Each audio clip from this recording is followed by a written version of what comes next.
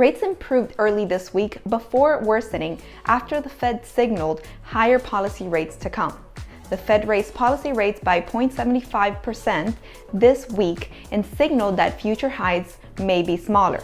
The Federal Reserve is carefully tracking manufacturing, wages, and unemployment to determine if they need to continue raising rates. Manufacturing was pretty much stagnant in October, reaching the lowest level since 2020. According to ADP, wages increased 7.7% and the economy added 239,000 jobs.